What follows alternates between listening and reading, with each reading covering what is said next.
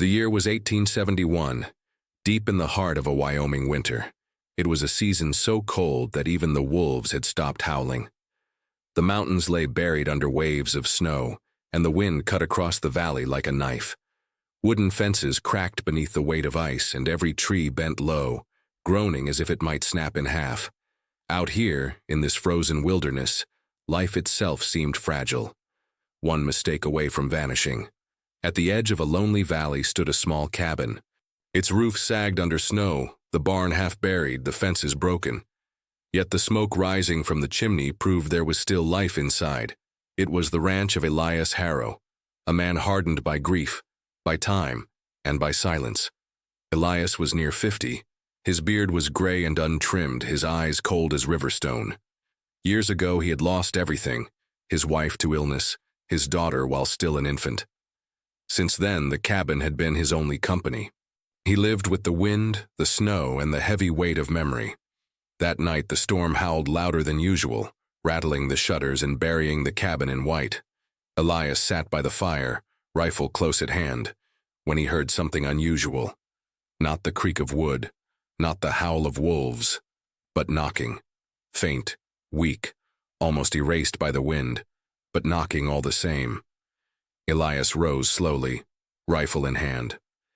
Few men ever knocked on his door in winter. Most who came with trouble. He opened the door cautiously, and what he saw nearly made him believe in ghosts. There in the threshold stood a little girl, no more than 9 or 10. Her skin was pale, her hair tangled with snow. She shivered violently, barely able to stand. But what caught Elias's eye wasn't her face. It was the hat, a small faded red hat, its color burning like fire against the white of the storm. Her lips trembled as she whispered, "Help!" Elias gripped his rifle tighter. "Who are you? Where are your parents?" The girl didn't answer. She simply staggered forward as if the storm itself were pushing her into the cabin. Then her knees buckled, and she collapsed into the snow, the red hat slipping from her head. Cursing under his breath, Elias dropped the rifle, pulled her inside, and shut the door against the raging wind. He laid her near the fire, wrapped her in his heavy coat, and threw more wood into the flames. Her body was light, too light, clothed in rags that barely kept the cold out. Slowly she stirred, opened her eyes, and whispered, "Thank you." Elias crouched beside her. "What's your name?" It took a long moment before she replied. "Clara." The name hit him like a stone dropped into still water. His late wife had once whispered that same name, long ago, when they spoke of what they might call a daughter if she lived. Elias blinked, saying nothing. He fetched hot water, poured it into a tin cup, and handed it to her. Clara sipped slowly, color returning to her cheeks. Finally, he asked the question gnawing at him. "What were you doing out in the storm? Alone?" Clara looked down at the red hat in her lap, fingers tightening around it. Her green eyes glimmered in the firelight. "I was looking for you." Elias froze. "For me? How do you even know who I am?" The girl swallowed, then lifted her gaze to meet his. "My mother told me, if anything ever happened, to find you." His heart skipped. "Your mother? Who is your mother?" Clara turned her head slowly, her eyes drifting to the dusty mantel above the fire. There, half covered in cobwebs, stood an old portrait, the face of Elias's late wife. Clara raised a trembling finger. Her. Elias felt the blood drain from his body. For years he had convinced himself the past was buried under snow and silence. But now in his cabin a child claimed to be tied to that very past. A past he had never dared to dig up. He growled low, his voice shaking. "Don't play games with me, girl. Don't you dare." But Clara clutched the red hat against her chest.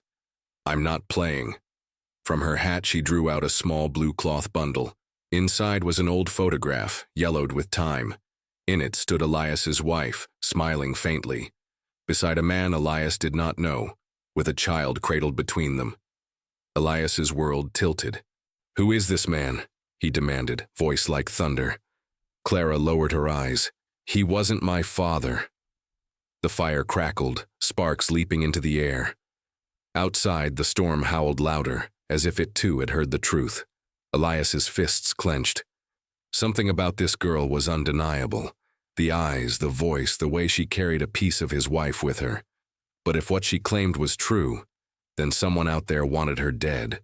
He stared at the girl long and hard, then spoke. "If you've come here, Clara, then you've brought danger with you, and danger has a way of finding this house." Clara didn't answer. She simply held on tighter to the red hat, as if it were her only shield against the night. Morning came gray and bitter. The storm had eased, but the valley lay buried beneath a hard crust of ice. Elias awoke early, as he always did, but this time the silence of the cabin was broken. Clara stood at the frosted window, wrapped in a blanket, the red hat firmly on her head as if it were part of her soul. She didn't say a word. Elias strapped on his boots. "I'm riding to town," he muttered. "Supplies are low, flour, salt, and other things." Clara turned slowly. Her green eyes looked far too old for her young face. "I'm going with you." He almost told her no, almost told her to stay hidden. But there were too many questions in this cabin, and maybe the long road would answer some of them. After a pause, he gave a single nod. The horse snorted as they saddled him in the snow. Clara climbed up behind Elias, her small arms wrapping around his waist. Together they rode across the frozen valley, the sound of hooves echoing like a clock through the canyon. The red hat bobbed in the wind, a lone spark of color cutting through the white wilderness. Hours later, the tiny town of Ash Hollow came into view. A handful of buildings huddled together, a saloon, 2 stores, a blacksmith shop, and not much else. But as Elias and Clara rode in, heads turned. Windows opened, people stared. A man who lived alone in the valley for years had returned, with a child in a red hat. Elias tied his horse outside Oates's mercantile. The tall, thin shopkeeper adjusted his spectacles nervously as they entered. The smell of kerosene, leather, and coffee filled the air. "Mr. Harrow," Oates said cautiously, as if naming a ghost, "the storm treat you well?" "As well as it treats anyone," Elias replied flatly, handing him a list. "Flour, salt, matches, rifle powder, nails, and a small pair of boots." Oates's eyes slid toward Clara. They lingered there too long. "And the girl?" he asked. "She needs the boots," Elias answered, his tone sharp enough to cut. Oates hurried to fetch the supplies, sneaking glances at the child as she touched a bolt of red ribbon on the shelf. She didn't ask for it, just held it gently, like it meant something. Elias noticed. Without a word, he pulled the ribbon from the hook and tossed it onto the counter. At it. While Oates wrapped the goods, the door creaked open again. Heavy boots, the smell of whiskey. The sheriff of Ash Hollow stepped inside. Harlan Pike was a thick man with a wet mustache and a vest that strained against his belly. His eyes were sharp, though dulled by too many bottles. He looked at Elias, then at Clara, and his lips curled into something like a smile. "Well, well," Pike said. "Elias Harrow returns from his mountain, and with a little one, no less. Who's the girl?" "I found her in the storm," Elias replied, voice low and cold. "She'll stay until it passes." The sheriff tilted his head, eyes narrowing on the red hat. "Storms pass, but trouble lingers." He paused, savoring his own words. "Children without parents usually end up at Fort Kestrel, place where the law can look after them. The law says whoever finds a child keeps her in custody until she's placed," Elias shot back. "She's under mine." Pike looked directly at Clara. "What's your name, girl?" She lifted her chin. "Clara." "Clara what?" Pike pressed. The room went silent. Even the old clock on the wall seemed to pause. "Just Clara," the girl replied. The sheriff studied her, then sighed through his mustache. He tapped the counter with his knuckles and headed back to the door. "Be careful, Harrow. Snow hides tracks, but it hides other things too, and wolves are always hungry." With that, he was gone. Oates exhaled, relieved. Elias gathered his supplies, nodded to Clara, and stepped back into the cold. As they rode out of town, whispers followed them from windows and doorways. 2 women in dark dresses stared from the saloon balcony, their faces a mix of curiosity and pity. A miner spat in the snow and muttered something under his breath. Elias ignored them all. But one man didn't stay hidden.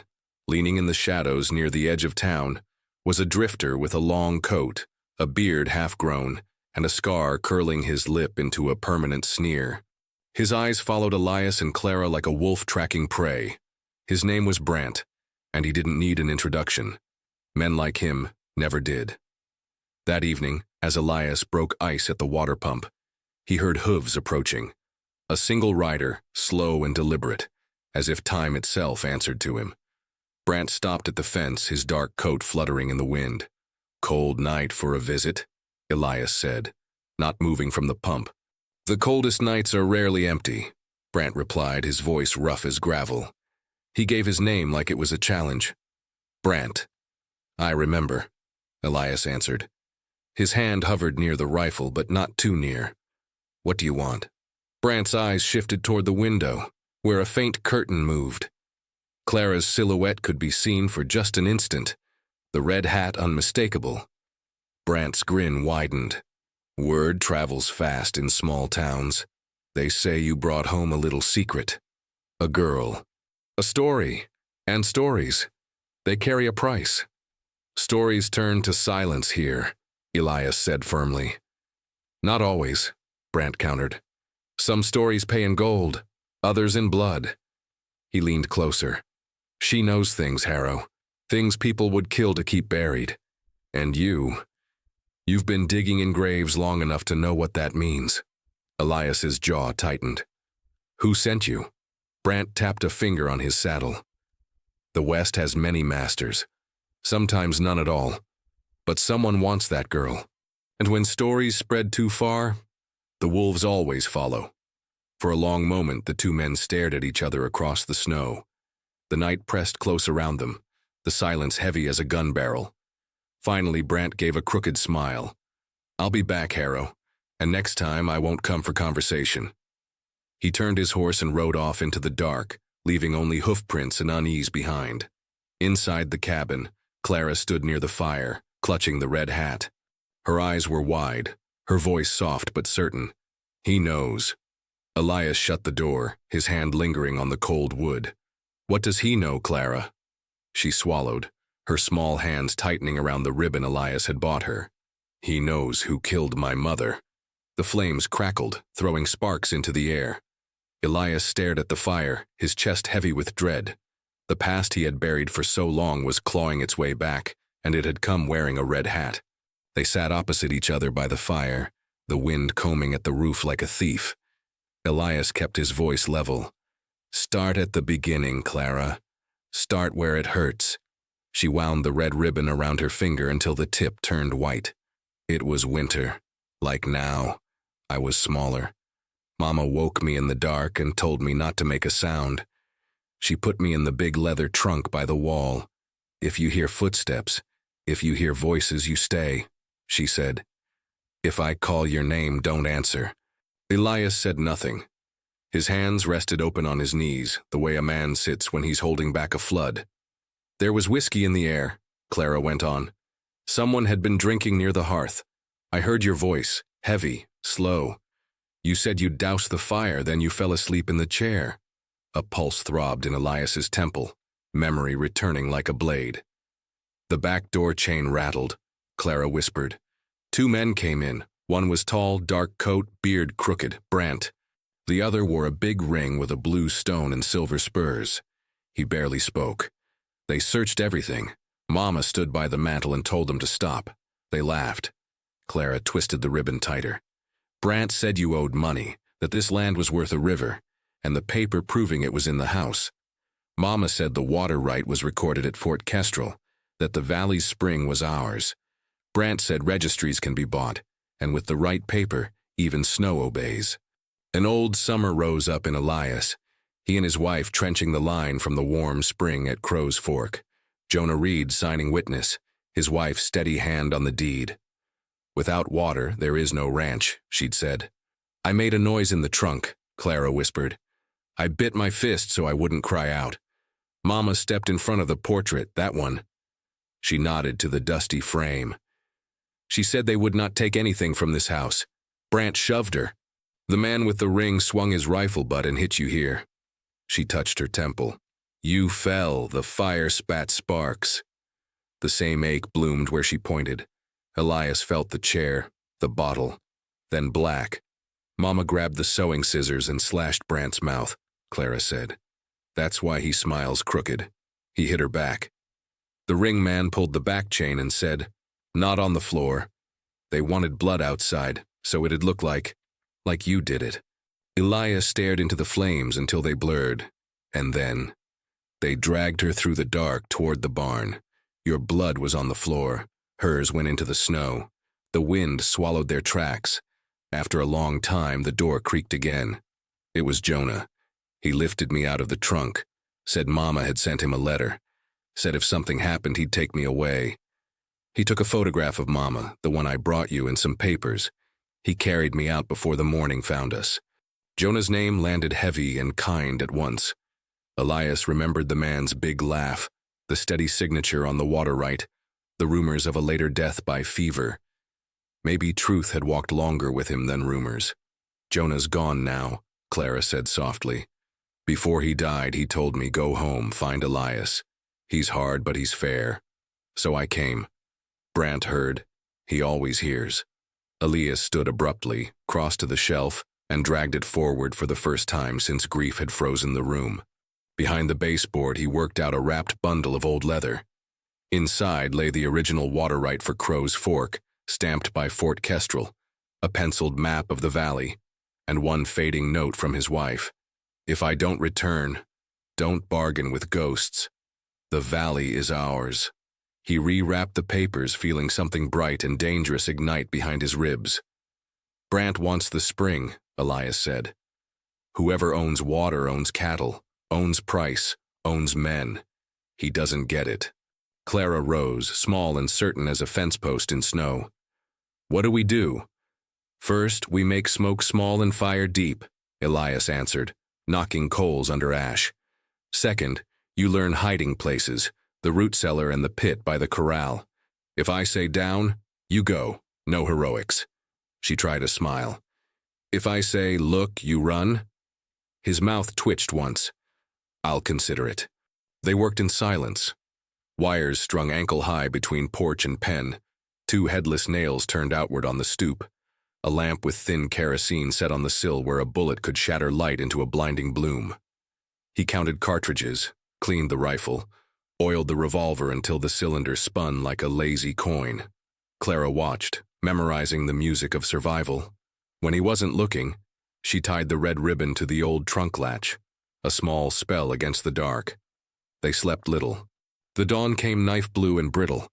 The first sound was the crack of ice near the pen. 2 figures slid along the trough, quick, low shapes. Another shadow loomed at the back door, heavy as a boulder. Far above, on the rim of the ravine, a black seed glinted, a Spencer rifle waiting to speak. Elias lifted 2 fingers toward the root cellar. Clara touched his sleeve, a tiny human touch, and vanished below. The heavy shadow at the back door, Rusk, tested the latch and stepped forward. The wire sang. He stumbled, one knee smashed wood. One arm flew up to shield against reflex. Elias popped the lamp on the sill with a snapshot. Kerosene flashed white, a blinding flower. He shot once more, low.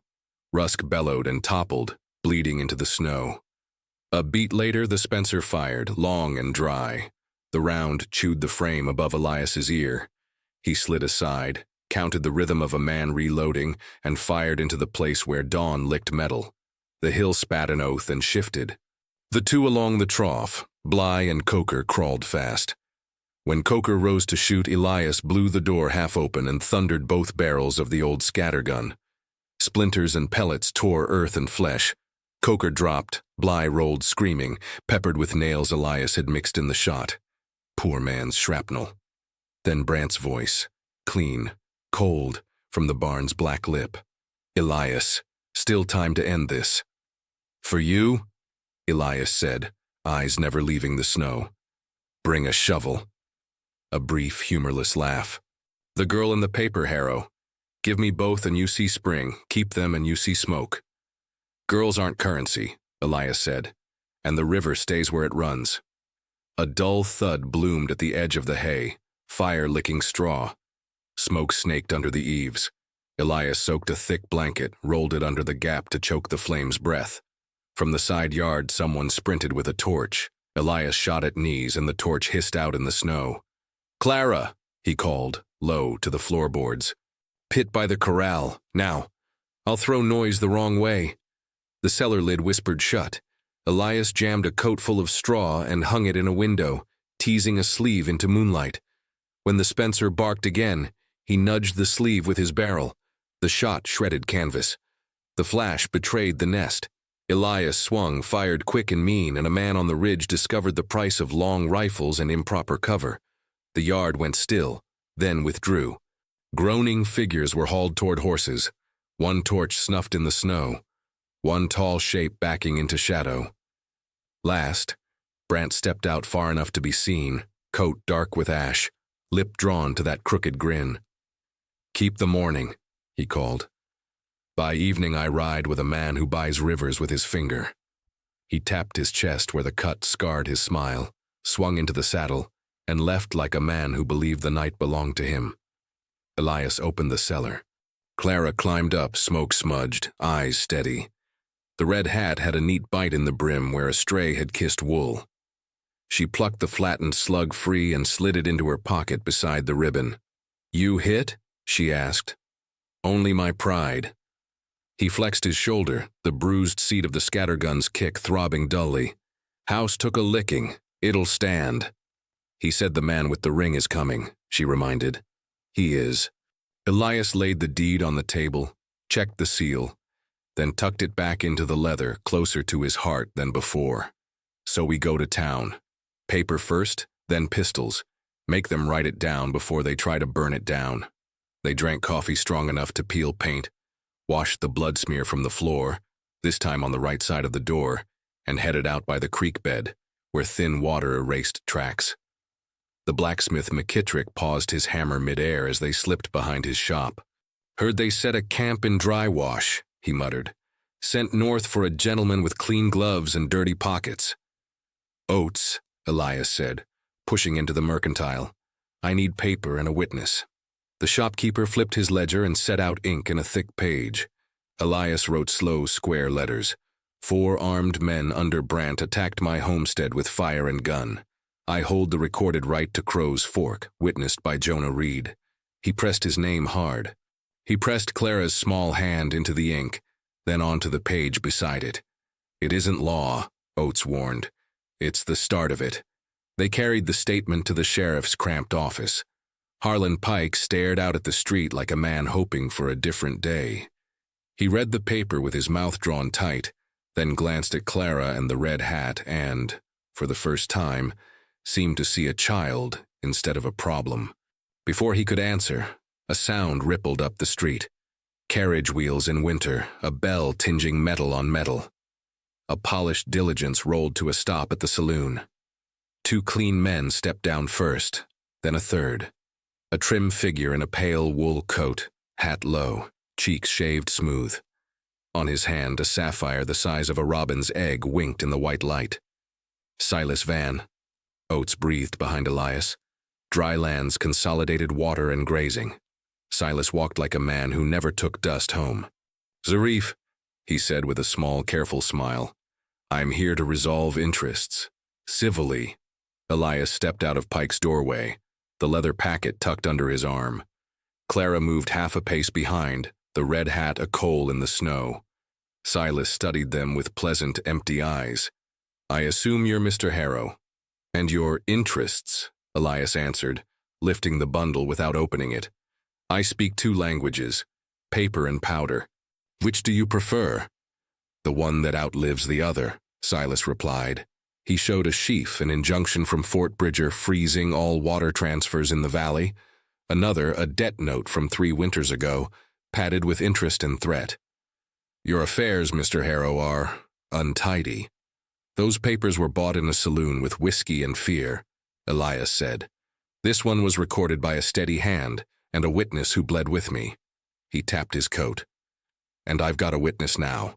Clara stepped forward before he could stop her. "That man," she pointed at the sapphire, "was here the night my mother disappeared. Him and Brant. I saw." The street went quiet as snow. Silas didn't blink. "Children dream," he said kindly. "Dreams aren't proof." "Blood is," Elias said.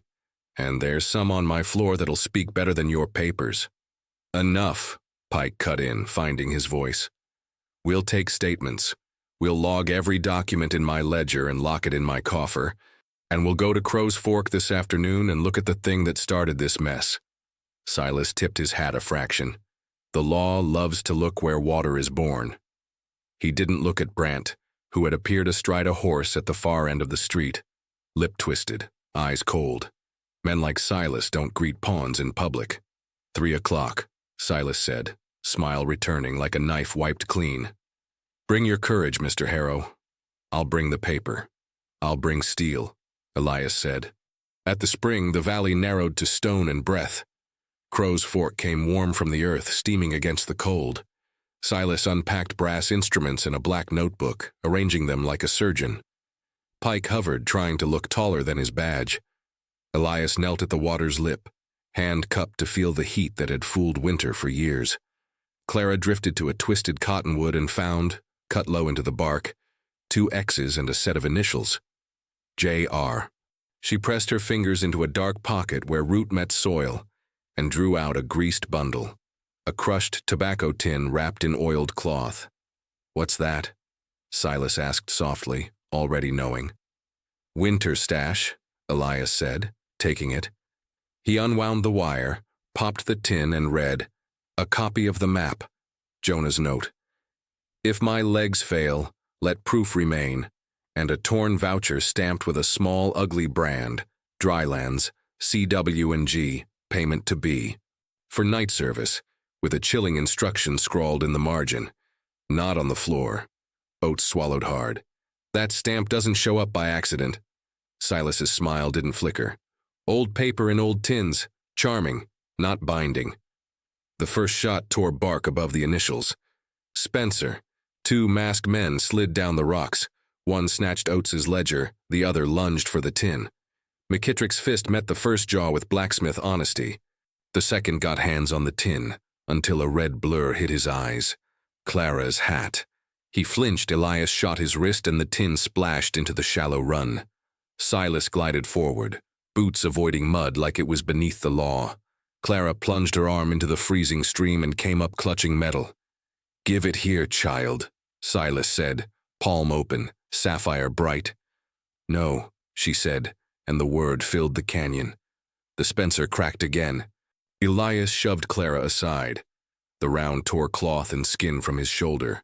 Pike finally fired back, late but true, knocking one gun off the ridge. Then Brant showed himself high on the rim, silhouette cut out of winter. "Enough, Harrow. Hand over the paper. This is theater." "Come down and fetch it," Elias called, standing on a brand new pane. More men crawled out of rocks. Pike did something no one expected. He stepped in front of Elias and Clara, palm on his gun. "Anyone takes that tin without my say," he said. "I jail you, not for him, for this town." Silas inclined his head ever so slightly. "So civilized," he murmured. "Then we'll do it your way. For now." He closed his notebook. Brant's men melted back into stone. The quiet that followed tasted like iron. Silas dusted an invisible speck from his sleeve. "At sundown, Mr. Harrow, I'll visit your ranch to collect the documentation and close this dispute. Boil coffee." He showed the ring. "And your temper." "I'll boil powder," Elias answered. They left the spring with the tin tucked beside the deed, both bound under Elias's arm. As they crested the rise, he looked back at the X's carved into the cottonwood. "Hold for us, Jonah," he said under his breath. "Just a little longer." The sun tipped toward the ridge. Far below, the ranch waited, patched, scorched, stubborn.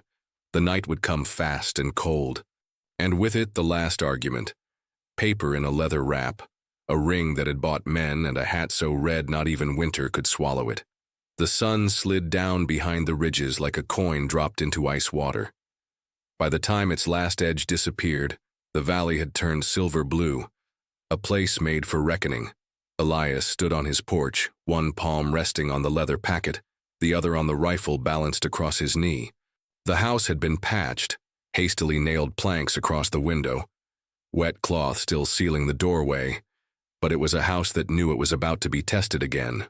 Clara stood beside him, hat pulled low, ribbon coiled tight around her wrist. She had not asked to hide this time. She only asked one thing. When they come, do I stay? Elias's jaw tightened. He had been a soldier, a husband, a father, a widower. He had never been a teacher.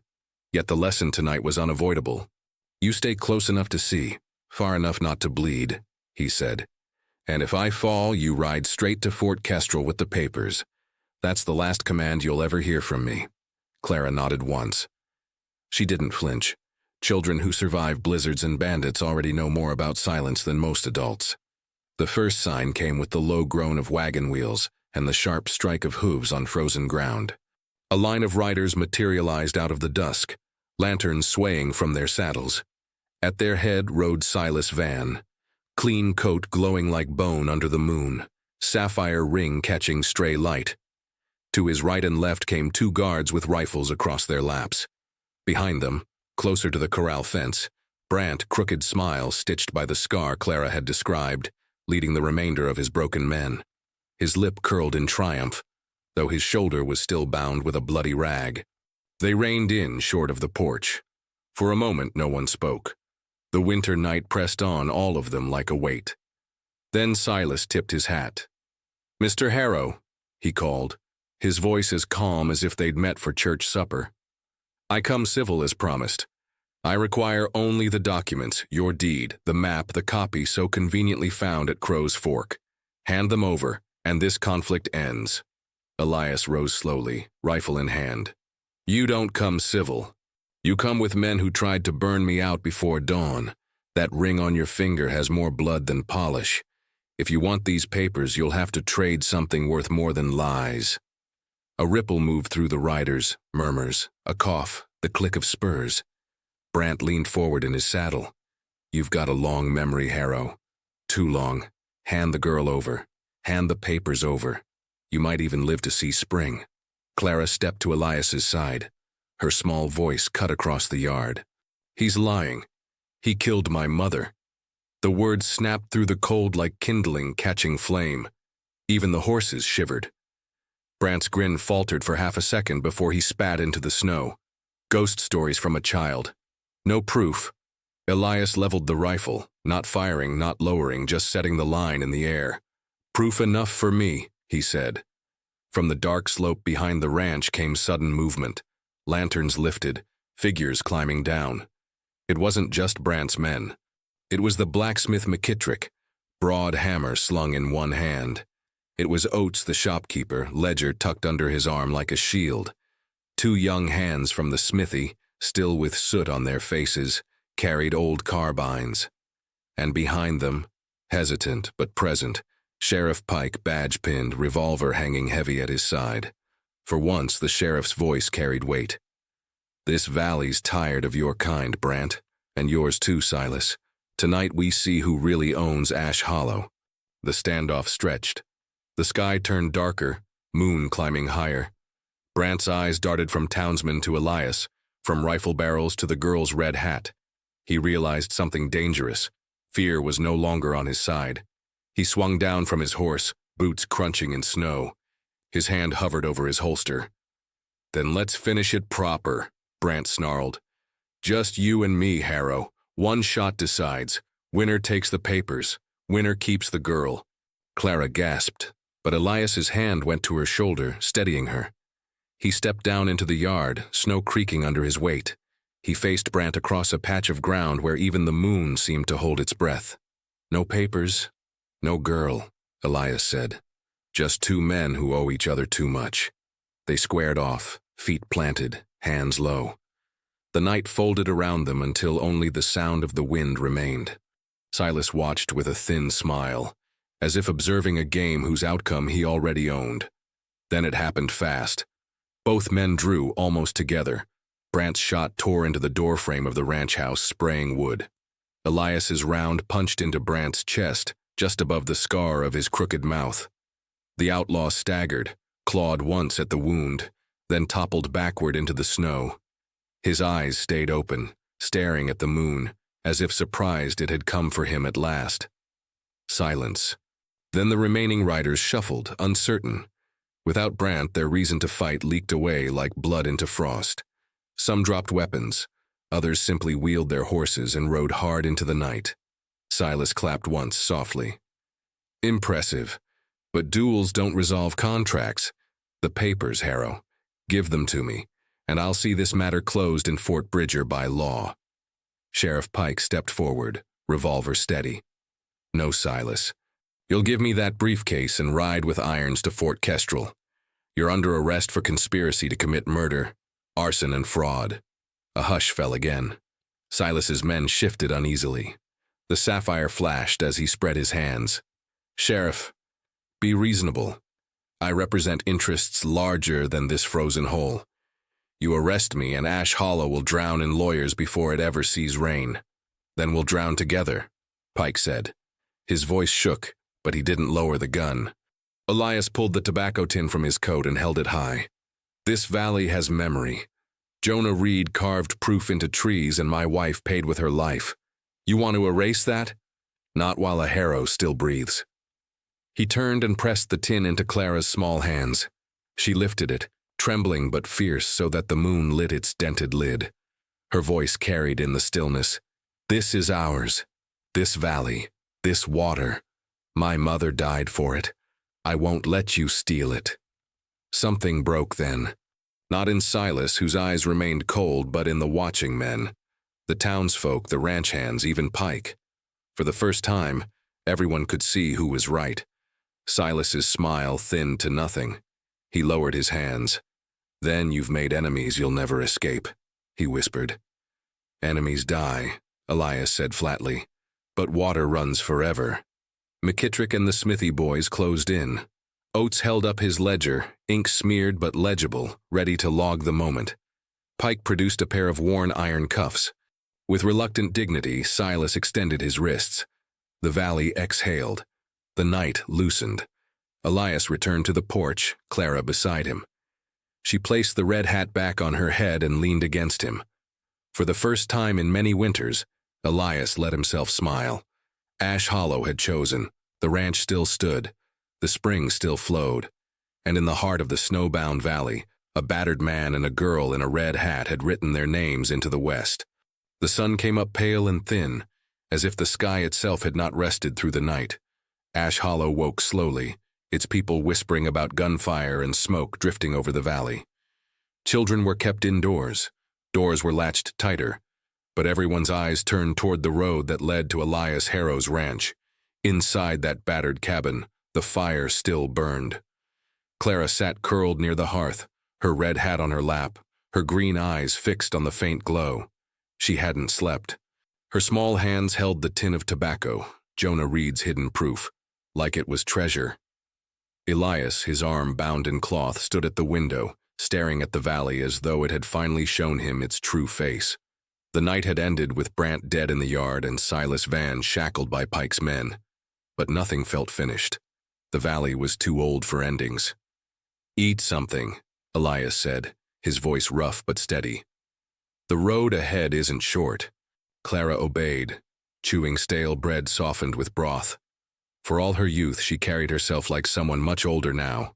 She had spoken against Silas in front of the whole town, had stood against men with rifles and lies. Her red hat seemed almost too small for her courage. By mid-morning, the cabin was filled with the sound of boots. McKittrick, the blacksmith, came first, his arms crossed, jaw tight. Oates followed, carrying the merchant's ledger pressed to his chest. And behind them, Harker from the saloon, eyes lowered as if ashamed of the silence he had sold for years. We came, McKittrick said simply. Not for you, Elias, for the valley. It deserves truth nailed down. Elias gave a single nod. He had no talent for speeches, but the weight in his eyes was answer enough. Pike arrived last, riding with 2 deputies borrowed from the town. His face was paler than usual, but his star gleamed as if he had polished it all night. He had Silas in tow, wrists bound, the blue sapphire ring gone from his hand. Silas looked calm, almost amused, like a man convinced this was only a pause in his business. "You'll walk with us to Fort Kestrel," Pike announced. "Judge will decide what sticks." Silas smirked. "The judge eats from the same table as Dryland's Consolidated. Do you really think your scraps of paper will outweigh their silver?" It was Clara who answered, her voice steady, though her small hands shook. "Truth weighs more than silver. Last night proved that." Silas glanced at her, expression unreadable. For a fleeting moment there was something like respect in his eyes, but it vanished quickly, replaced by cold calculation. The group moved together toward Ash Hollow, escorting Silas like a prisoner, but also like a symbol. Along the way, people stepped from their porches, watching silently as if the whole town were holding its breath. When they reached the square, Pike halted them before the church steps. "This valley has lived under shadows too long," he said, voice carrying further than usual.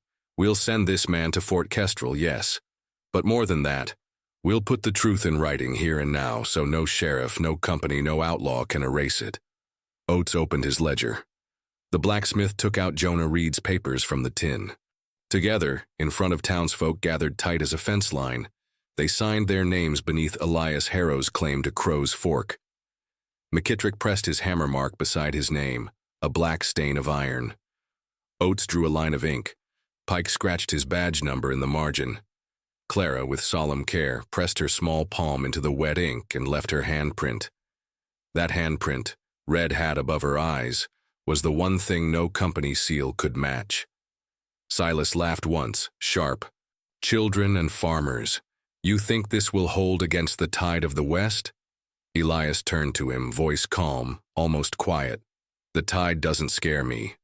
Drought does, and this water is ours. You'll tell your company the same." The crowd murmured its approval. Silas looked around, realizing for the first time that Ash Hollow, small, forgotten, scarred, was no longer afraid. By afternoon, the deputies took him away, his carriage rolling north under guard. His ring lay buried somewhere in the mud outside the ranch, where Clara had knocked it free. That night, Elias sat with Clara on the porch. The snow had begun to melt, revealing patches of brown earth and grass. Smoke from the chimney rose straight into the cold sky, not twisted by storm. "You'll stay?" Clara asked, almost whispering. Elias glanced at her. For years he had lived as if already buried, but now the valley seemed alive again. Not whole, not healed, but alive. "I'll stay," he said. "And so will you." Clara smiled faintly, the first true smile since she had appeared on his doorstep with that red hat. For the first time in a long while, Elias Harrow felt that his house was not only standing against winter, it was standing for something. The valley had remembered his name, and perhaps in time so would history. As the night deepened, the fire inside glowed warm. The red hat hung on the wall, a splash of color against the wooden boards. A promise that even in the harshest winter, courage could burn bright. And in the stillness of the Wyoming night, the water of Crow's Fork whispered its endless song, a song of survival, of memory, and of a family chosen in the heart of snow.